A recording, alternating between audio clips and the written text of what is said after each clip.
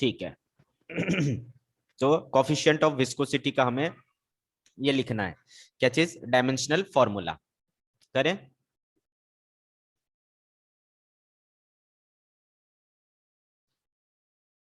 ये कहां से आ जाता है यार।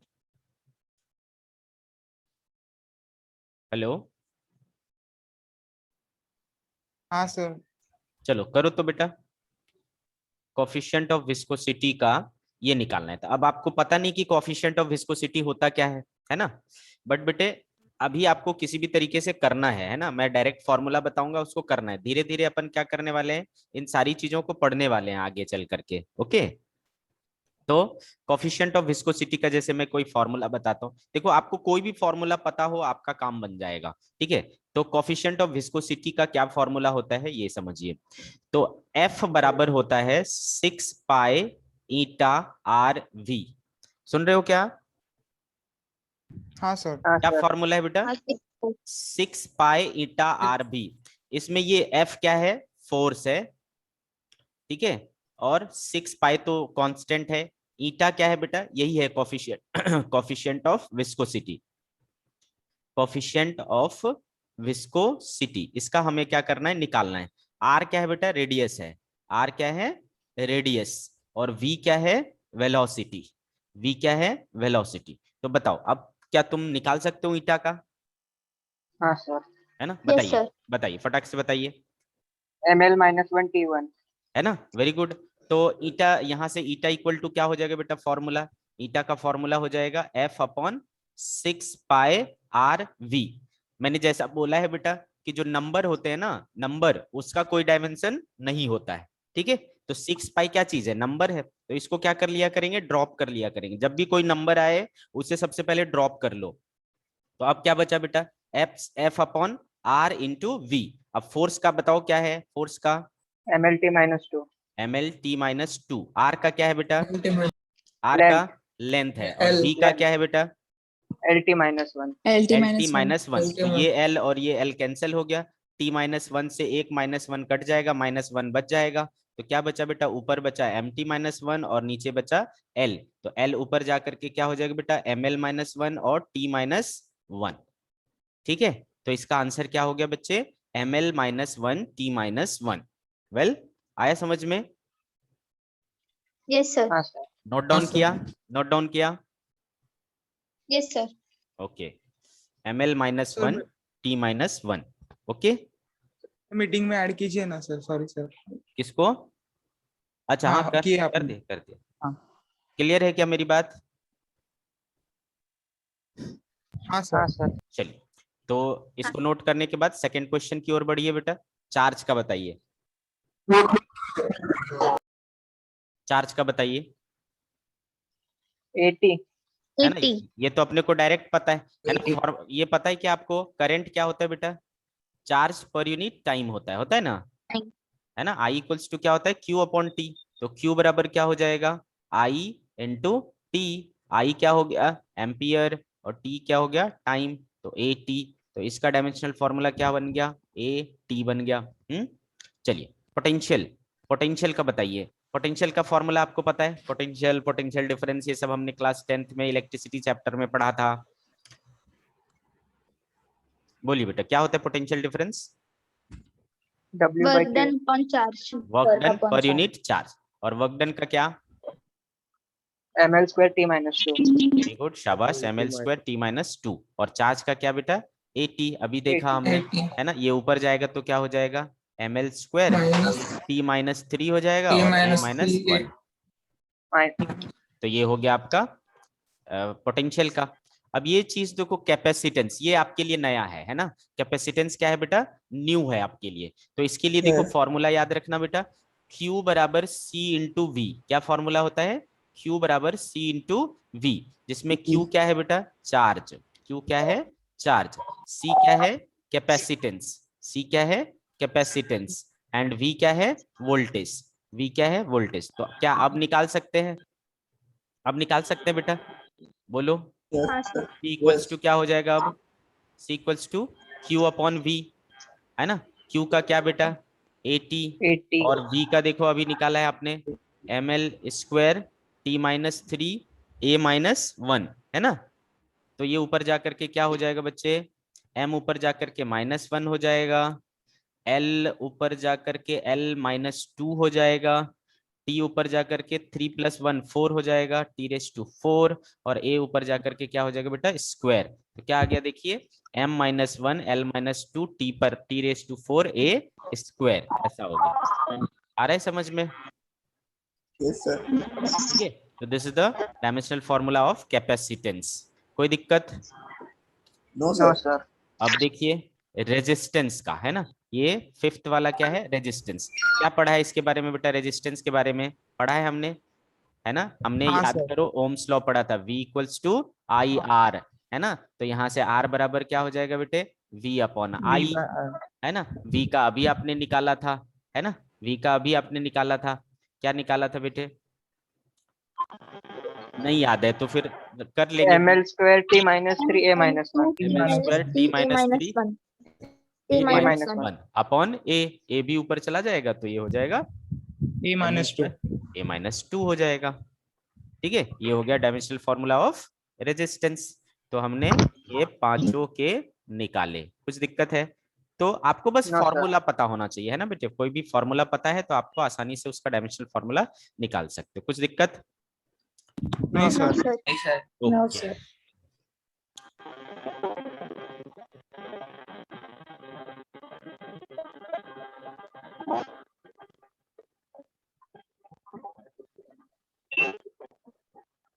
चलिए आगे कुछ चीजें देखो, इंपॉर्टेंट है, उसको आपको याद रखना है।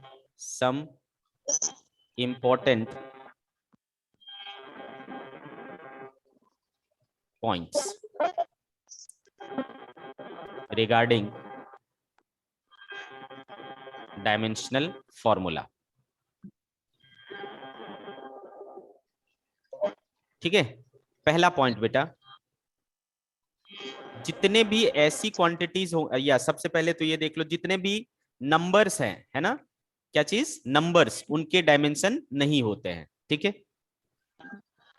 All numerical values are dimensionless, are dimensionless. कुछ दिक्कत है? समझ आया ये चीज? Yes, sir. कोई भी जैसे नंबर आता है 2 5 6 8 ऐसा, इस तरीके की चीजें आती है, तो उनका जो डायमेंशन नहीं होता है, यानी वो डायमेंशन लेस होता है। पहली बात समझ में आ गई आपको? दूसरी चीज, जितनी भी ऐसी क्वांटिटीज होती है जो दो सिमिलर क्वांटिटीज का रेशियो होती है, वो हमेशा डायमेंशन लेस होंगे। Ratio of similar quantities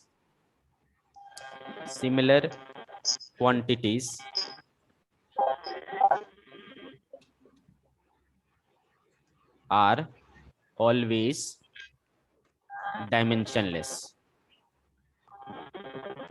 always dimensionless। ठीक है, ratio of similar quantities are always dimensionless. कोई मुझे एग्जांपल दे सकते हो? ऐसा कोई एग्जांपल दे सकते हो जो सिमिलर क्वांटिटीज के Refractive रेशियो index. होते? हाँ, वेरी गुड, शाबाश शाबाश। मोल से। हाँ, plane angle yes, very nice, है ना। जितने भी ट्रिगोनोमेट्रिकल रेशियो हैं सब क्या होते थे? साइन थीटा जैसे लिखना है लेंथ तो क्या बाय होता लेंथ। है ना, साइन थीटा लिखना होता तो क्या करते थे? Perpendicular upon hypotenuse. अरे है तो ये भी लेंथ ही ना, ये भी क्या है, लेंथ ही है। तो सिमिलर क्वांटिटीज के रेशियो हुए, तो सारे ट्रिगोनोमेट्रिकल क्वांटिटीज क्या, सारे ट्रिगोनोमेट्रिकल रेशियोज क्या हो जाएंगे?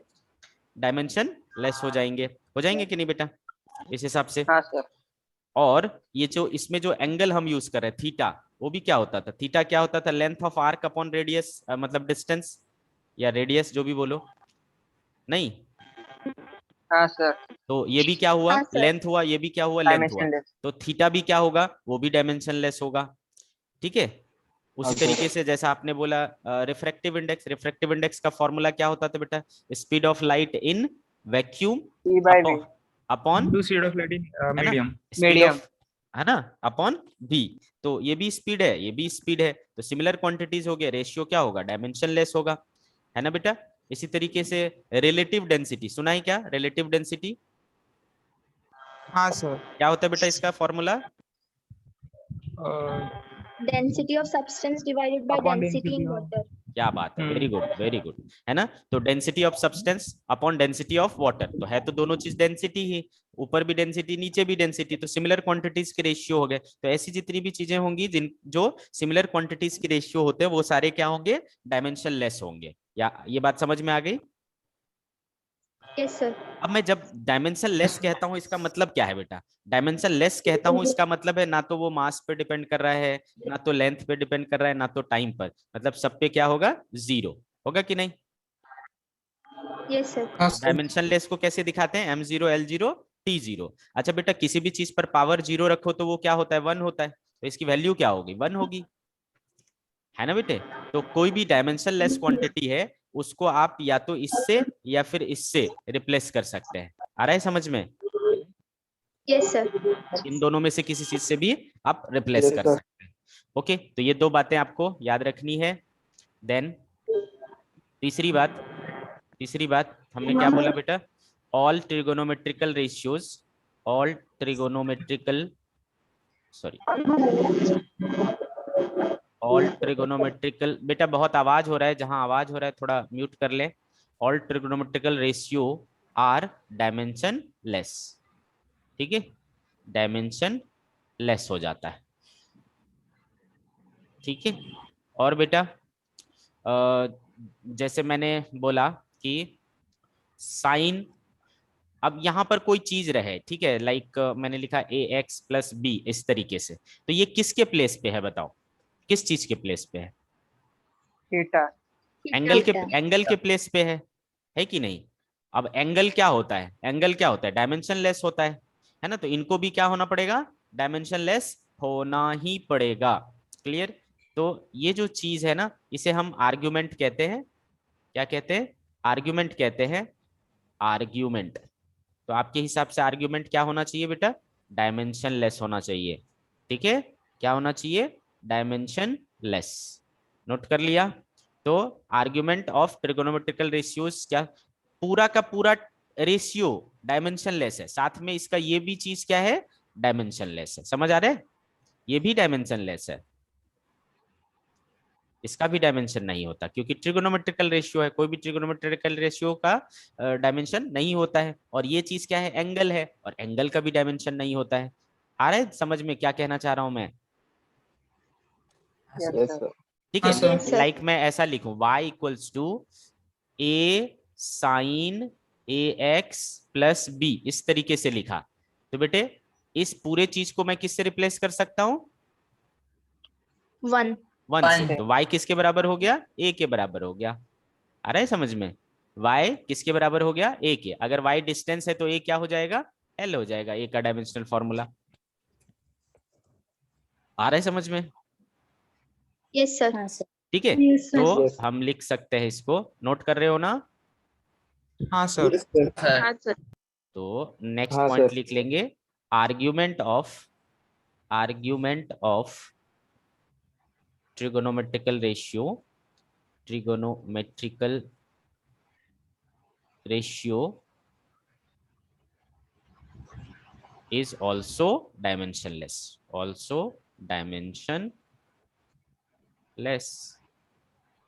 ठीक है। उसी तरीके से बेटा अगर आपने लिखा है log ax प्लस बी, ठीक है, ऐसा लिखा है, तो ये वाला जो चीज है ना इसे क्या कहेंगे, आर्ग्यूमेंट। और ये पूरा जो है वो लॉग है ही, तो पूरा का पूरा भी डायमेंशन लेस होता है, और आर्ग्यूमेंट भी डायमेंशन लेस होता है। पूछो ऐसा क्यों? क्योंकि किसी भी चीज का लॉग याद कर, लॉग तो मैं पढ़ा चुका हूं ना आपको, याद है ना आपको लॉग? हाँ, sir. तो लॉग में हमने क्या देखा था बेटा, कि जो लॉग किसी चीज का निकालते थे तो एक नंबर ही आता था ना, क्या आता था, हाँ। एक नंबर आता था, हाँ. है ना। तो नंबर क्या होता है, डायमेंशन लेस, तो ये डायमेंशन लेस होना चाहिए, है ना। तो इसलिए ये क्या होता हाँ है, सर। Dimension less. और यहाँ पर जो होता था वो क्या चीज है, पावर। पावर भी एक नंबर ही होता था, पॉजिटिव, है ना, रियल, पॉजिटिव रियल नंबर, तो ये भी क्या होगा, डायमेंशन लेस होगा। आ रहा है समझ में? Yes, sir. ठीक, Yes, तो sir. जहां भी लॉग रहे तो ओवरऑल लॉग भी डायमेंशनलेस, और उसका जो आर्गुमेंट है, आर्गुमेंट के प्लेस पे जो भी रहेगा वो भी डायमेंशनलेस होगा, है ना? तो इसको भी लिख लेंगे। एंड देन इसी तरीके से e टू दी पावर अगर ऐसा कुछ लिखा हुआ है ax प्लस बी, है ना, e to the power ax plus B, तो आपको जैसे मैंने बताया था बेटा, e बेसिकली क्या है, एक नंबर है, 2.718 इसकी वैल्यू होती है, ठीक है? e बेसिकली क्या है ना, Number है। नंबर है। तो नंबर क्या होता है, डायमेंशनलेस होता है कि नहीं? नंबर डायमेंशनलेस होता है, तो इसको ओवरऑल क्या होना चाहिए, डायमेंशनलेस। तो ये भी क्या होता है, डायमेंशनलेस होता है।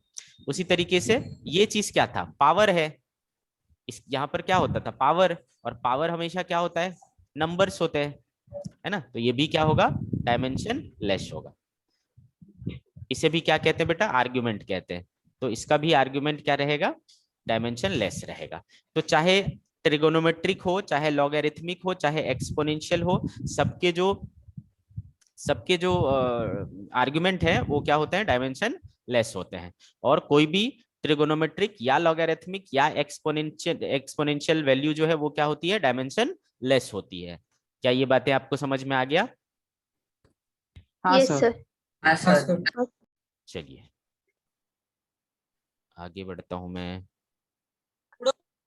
ओ माय गॉड, कहाँ चला गया?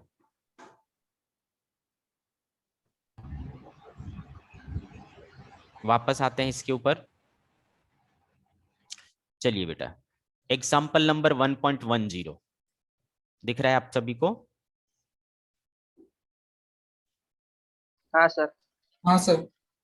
चलिए इसको करते हैं। एग्जाम्पल 1.10 क्या कह रहा है बेटा, for which of the following quantities does ratio are dimensionless? Work और एनर्जी का रेशियो डायमेंशनलेस होगा क्या? हाँ हाँ सर। सर। Yes, हाँ sir. सर। आपने देखा था वर्क भी क्या होता है, ml square T ml minus square t 2 होता minus है, और एनर्जी का भी क्या होता है, ml square T ml minus square t minus 2 होता है ना? Two. तो दोनों चीज क्या होगा, सेम डायमेंशन है, और ना, यानी सिमिलर क्वांटिटीज है, उसका रेशियो क्या होगा, डायमेंशन लेस होगा। अच्छा इसका बताइए बेटा, sine theta Dimensionless. Trigonometrical ratio है ना? ट्रिग्नोमेट्रिकल रेशियो कोई भी हो डायमेंशन लेस होता है।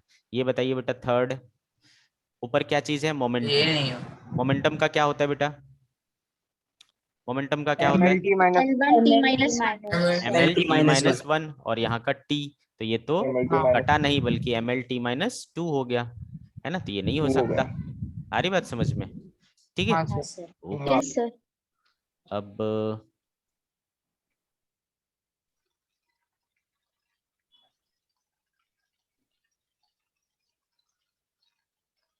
चलिए ये वाला देखते हैं बेटा, एग्जाम्पल 1.11 क्या दिख रहा है आपको, क्या कह रहा है, x equals to 3yz square है, जिसमें x and y have dimension of capacitance, यानी x क्या है, कैपेसिटेंस है, एंड y क्या है, मैग्नेटिक इंडक्शन है। y क्या है, मैग्नेटिक इंडक्शन है। Then find dimension of y। उल्टा कुछ किया है इसने, 2 बार y ले लिया, वो z होगा आई थिंक, ये z है, हाँ दिस इज z। आ रही बात समझ में बच्चे? हाँ सर। है ना? तो यानी x बराबर 3yz स्क्वायर जो है, उसमें ये x क्या है, this x is capacitance, and this z is magnetic induction, और वो y हमें क्या करना है, निकालना है ना? तो इसके लिए आपको क्या पता चाहिए, कैपेसिटेंस पता चाहिए और मैग्नेटिक इंडक्शन पता चाहिए, है ना बेटे? बोलो। हाँ सर। तो कैपेसिटेंस अभी अभी मैंने निकालना सिखाया, ये देखो ये आया था, है ना? कैपेसिटेंस क्लियर है मेरी बात? Yes, sir. तो कैपेसिटेंस तो हमें पता है, अब ये मैग्नेटिक इंडक्शन क्या चीज है ये आपको पता होना चाहिए। तो इसके लिए याद रखना बेटा, एक फॉर्मूला होता है F इक्वल्स टू BIL, है ना? क्या होता है, F इक्वल्स टू BIL, याद रहेगा? जिसमें F क्या है, हाँ सर। फोर्स, 4 B क्या है, यही है मैग्नेटिक इंडक्शन, इसी को कहते हैं मैग्नेटिक इंडक्शन, या फिर इसे और कहते हैं मैग्नेटिक फील्ड। क्या कहते हैं, मैग्नेटिक फील्ड या मैग्नेटिक फील्ड इंटेंसिटी। आई तो जानते हो करंट है और एल जो है वो लेंथ है। कुछ दिक्कत? तो बताओ क्या यहां से आप बी निकाल सकते हो? हाँ सर। Yes, sir. क्या हो जाएगा बताइए? बी बराबर एफ अपॉन आई एल हो जाएगा। हाँ सर। एफ का क्या हाँ, हुआ? sir. एफ का क्या हुआ? MLT -2 M L T minus two upon I का बेटा, 80 A. और ये एल, एल और एल L. कैंसिल हो गया, क्या बचा? M T minus M two. T minus 2 A minus 1. Very nice. ठीक है, तो M T minus two A minus one, ये आ गया हमारा बी का, है ना। अब इसमें रखना है बस, है ना बेटे। तो चलिए इसमें रखते हैं, है ना। तो एक्स की जगह हमें कैपेसिटेंस का रखना है बेटा। कैपेसिटेंस का कितना है? ये है, कितना हो गया? M minus one L minus two T raise to four A raise to two equal to 3 का क्या करूं बताओ? 1. 3 को हटा देना है, ड्रॉप कर देना है ना। क्लियर है? नंबर जैसे ही Yes, दिखे sir. उसे ड्रॉप कर देना है, तो हटा दीजिए। बचा क्या अब? y, y तो हमें निकालना ही है, और z क्या चीज है? z है मैग्नेटिक फील्ड, जो हमारे पास कितना आया बेटा? M T minus two A minus one, और इसका क्या है? स्क्वायर। तो क्या हो जाएगा? y into M square T raise to minus four A raise to minus two, है ना। कुछ कटा? कुछ नहीं कटा, है ना, कुछ नहीं कट रहा है। तो बेटे y इक्वल टू क्या हो जाएगा? तो m minus one L minus two T raise to four A square upon M square T raise to minus four and A raise to minus two. -2. कुछ गड़बड़ हो रहा है क्या? इसका y कुछ और आ रहा है। Capacitance upon m minus one T minus one आया था क्या? नहीं, मैग्नेटिक इंडक्शन का क्या लिया है इसने? M T minus one theta minus one, T minus one कैसे हुआ? M L T minus two upon B L V force B L V. गड़बड़ किया है इसने कुछ तो, हाँ। टी सर स्क्वायर, आंसर अलग आ रहा है। हाँ, तो इसने कुछ यहाँ पर ये ले लिया ना, देखो इसका मैग्नेटिक इंडक्शन का क्या ले लिया है? M minus one theta minus ये ले लिया है, टी पर पावर माइनस टू की जगह माइनस वन ले लिया है ना। हाँ, इसका sir. जबकि माइनस टू होगा। ठीक है, तो आपको समझ में आ गया क्या हो जाएगा?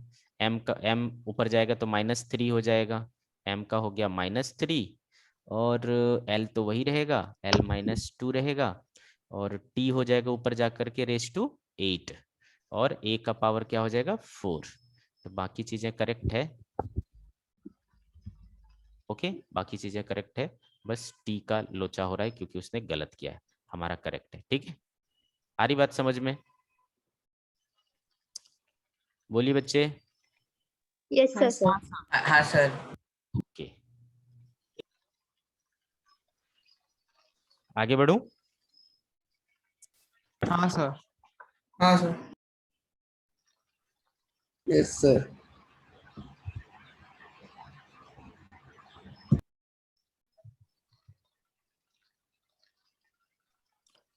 चलो,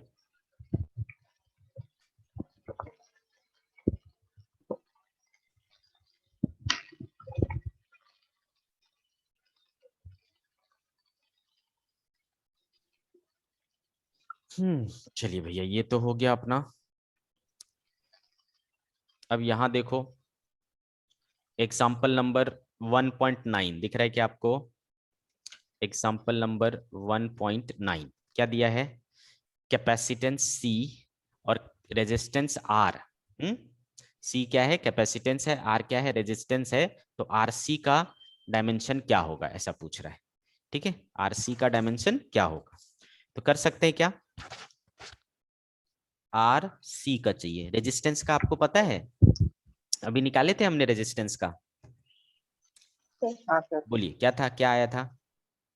ml square t minus 3 ml minus square 3 a a raised to minus minus 2. a minus 2. 2 पक्का गलत हाँ। नहीं सर। बोलना। और कैपेसिटेंस का क्या बेटा? -1 L -2 T raised to 4 A raised to 4 t raised to 4 a raised to 4 2 ना, A raised to 2 समझ गए? तो क्या हुआ देखो, हाँ। ये m-1 ये m+1 खत्म, ये -2 ये +2 खत्म, ये a-2 ये +2 खत्म, और ये t-3 और ये, तो t बचा ओनली, इक्वल टू क्या बचा बेटा? t बचा। नहीं समझा? हाँ सर। तो हाँ, आर सर। आर सी के पास क्या डायमेंशन होता है? टी होता है ना। आगे चल करके आप पढ़ोगे, ये जो आर इंटू सी है इसे टाइम कांस्टेंट कहा जाता है। क्या कहा जाता है? Time constant. इसलिए इसका ये क्या आया? टाइम पीरियड आया, मतलब टाइम आया, है ना। तो आगे जब हम पढ़ेंगे ना तो हमें पता चलेगा कि आर सी पहले से हमें पता है कि टाइम है, तो टाइम है तो सीधा टी रखेंगे, इतना कुछ करने की जरूरत नहीं है। आ रहा है समझ में? ओके हाँ सर। चलिए, तो ये हो गई हमारी कहानी पूरी। अब हम आगे बढ़ेंगे और तो हमें डायमेंशनल फॉर्मूला निकालना आ गया। अब हम बात करेंगे बच्चे dimensional equation. Dimensional equation, give the heading dimensional equation. जब आप ऐसा लिखते हो, मान लो स्पीड है, तो स्पीड का डायमेंशनल फॉर्मूला आपने जैसे क्या निकाला बेटा? LT-1। तो ये v और ये LT-1 है ना। ये क्या है बेटा? फिजिकल क्वांटिटी है, फिजिकल क्वांटिटी है, और ये उसका डायमेंशनल फॉर्मूला है, डायमेंशनल फॉर्मूला है। आ रही बात समझ में? तो बच्चे अगर आप किसी फिजिकल क्वांटिटी को उसके डायमेंशनल फॉर्मूला से इक्वेट करके एक इक्वेशन बनाते हो तो उसे क्या कहते हैं बेटा? डायमेंशनल इक्वेशन कहते हैं। आ रही बात समझ में? हाँ सर। तो क्या हो गया? When a physical quantity is equated to its dimensional formula, it is called dimensional equation. Dimensional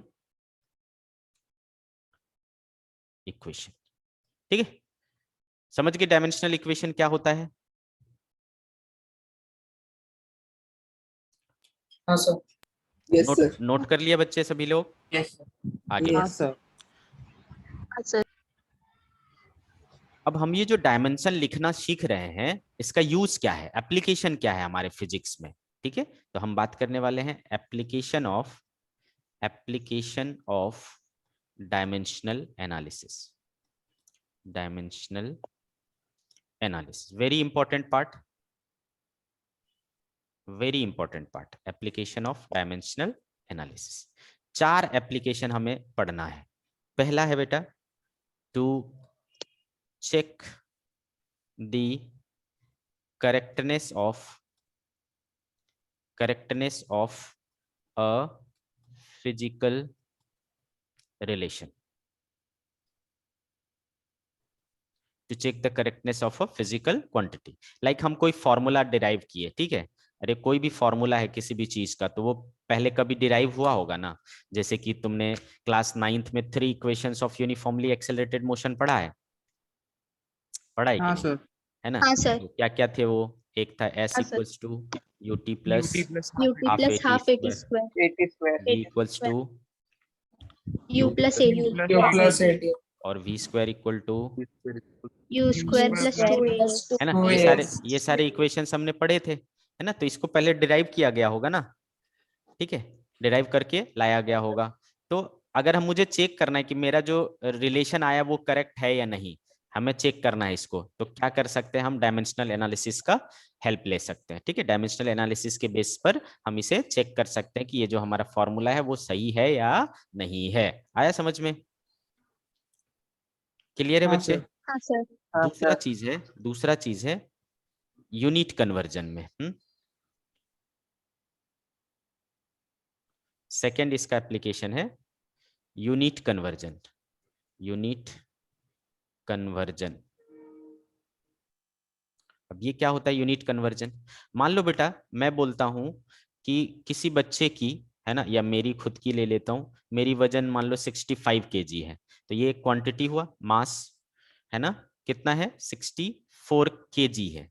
अब इसी को मैं बोलूं बेटा मुझे बताओ ग्राम में कितना है, तो आप बोलोगे 64 इंटू 10⁻³ ग्राम, है ना, हो जाएगा ऐसा। तो m equals to 64 kg equal to 64 1 2 3 gram, ऐसा हो जाएगा। क्या ये क्वांटिटी और ये क्वांटिटी अलग है? No sir. एक ही है ना, मेरा ही तो मास है, चाहे मैं किसी में भी नापूं, मेरा मास तो मेरा ही मास है ना, वो चेंज नहीं होने वाला। आ रही बात समझ में? ओके, तो फिर यहाँ के नंबर अलग और यहाँ के नंबर अलग क्यों दिख रहे हैं? क्योंकि किसी भी मेजरमेंट में दो चीजें होती है। ये वाला पार्ट क्या है बेटा, नंबर है, और ये वाला पार्ट क्या है, यूनिट है ना, क्लियर है?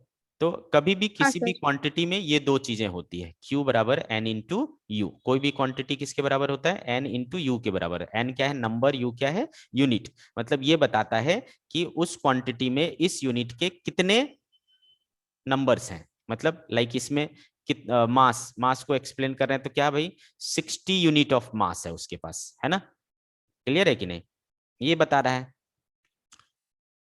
अब देखो बेटा, हम किसी भी सिस्टम में जाएं तो आपका जो ये वाला चीज है वो कांस्टेंट रहने वाला है ना, ये कांस्टेंट रहने वाला है। तो इसका मतलब क्या है, N1 U1 इक्वल टू होगा किसके, N2 U2 के, है ना बेटे। अगर दूसरे सिस्टम में जाएंगे तो नंबर बदलेगा क्योंकि यूनिट बदला है ना, क्यों, क्योंकि हमें उसे कांस्टेंट रखना है। तो बेटे चूंकि Q बराबर N इंटू यू है, तो बताओ, है ना, N जो है वो क्या हो जाएगा, इनवर्सली प्रोपोर्शनल टू U हो जाएगा। क्यों, क्योंकि Q तो कांस्टेंट है, Q तो कांस्टेंट है ना, तो इनके बीच में कैसा रिलेशन है, इनवर्स रिलेशन है। बड़ा यूनिट लूंगा छोटा नंबर मिलेगा, छोटा यूनिट लूंगा बड़ा नंबर मिलेगा, है ना। यहाँ देखो बड़ा यूनिट लिया था छोटा नंबर था, यहाँ छोटा यूनिट लिया बड़ा नंबर आया, है ना बच्चे, क्लियर हाँ है कि सर। नहीं? तो ये बहुत इंपॉर्टेंट है, याद रखना है। Q बराबर क्या होता है, N इंटू यू होता है। Q कांस्टेंट रहता है, इस वजह से N और U में क्या रिलेशन होता है, इनवर्स रिलेशन होता है। ठीक है, इसलिए हम क्या यूज कर सकते हैं, Q बराबर N1 U1 बराबर N2 U2 यूज कर सकते हैं। समझा क्या, क्लियर है?